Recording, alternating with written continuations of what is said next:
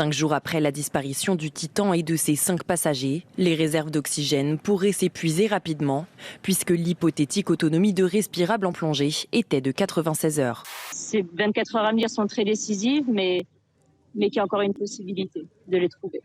L'histoire de plonger sur le Titanic, moi j'ai failli y aller, donc bien au courant de l'opération. L'affaire, en fait, c'est une mascarade américaine, de l'armée américaine, qui était à la recherche des épaves des sous-marins soviétiques. Encore une victime dans le prêt-à-porter. La marque Jennifer est à son tour placée en redressement judiciaire. Les Américains se sont cachés derrière un programme d'exploration scientifique au nez la barbe. Et la France a été associée à cela sans savoir, au départ. Là, vous nous plongez dans un film hollywoodien. Faisons très attention. Oui. Ce robot sous-marin canadien a découvert un champ de débris par 3800 mètres de fond à proximité de l'épave du Titanic. Selon un proche de 2 passagers, il pourrait correspondre à des pièces du dessous et de l'arrière du submersible disparu. Le périmètre est toujours bouclé 100 mètres autour du 277 rue Saint-Jacques. Tôt dans la matinée, les enquêteurs de la police judiciaire ont réalisé les premières constatations sur place. J'ai un doute sur le gars. Eh oui. Il n'y a pas eu d'odeur de gaz avant, il n'y a pas eu de témoignage, il n'y a pas eu de travaux de récents et donc, dans la rue Saint-Jacques. Et là, on se dit, voilà. Vous n'excluez pas, par exemple, quelque chose de criminel.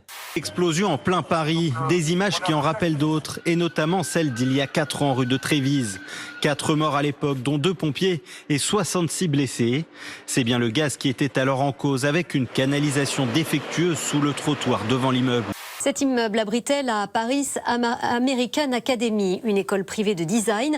Avant l'explosion, cet ancien pavillon d'entrée de l'abbaye du Val-de-Grâce, classé monument historique, présentait, vous le voyez, de hautes fenêtres. Aujourd'hui, à sa place, un tas de pierres et de bois. Donc apparemment, en fonction de ce qui est dit, si c'est vrai, il n'y avait pas de gaz. Il y avait le gaz qui était distribué dans la rue, mais il n'y avait plus la colonne montante, c'est-à-dire la distribution dans l'école. C'est assez troublant. Le collectif des soulèvements de la Terre n'accepte pas sa dissolution, annoncée hier en Conseil des ministres. Plusieurs cortèges se sont réunis hier soir pour protester contre la décision du gouvernement.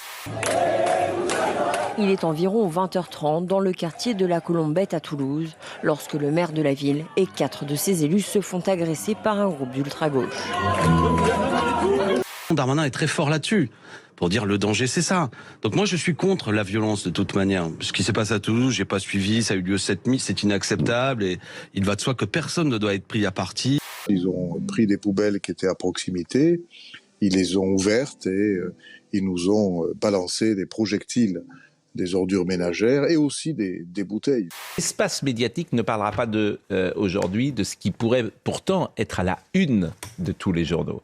Mais ça ne correspond pas à la ligne de lecture ou à la grille de lecture du moment. Énoncé ? Vous parlez c'est la hausse des cambriolages et de la délinquance. Une gigantesque bagarre au bilan terrible dans une prison pour femmes au Honduras. 46 détenues sont mortes dans des affrontements entre bandes rivales.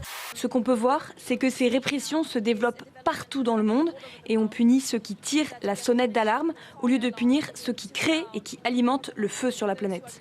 Palmarès de la délinquance des 20 petites villes, 5 000 à 20 000 habitants, les plus touchées. C'est le Figaro qui publie ça. Les cambriolages, les coups et blessures hors famille. Mais j'ai envie de dire, c'est pas le Figaro qui a fait l'enquête. Le Figaro a pris les statistiques du ministère de l'Intérieur. Ces statistiques sont disponibles pour tous les journalistes de France. Certaines ont été brûlées vives, d'autres ont succombé à des blessures par balle.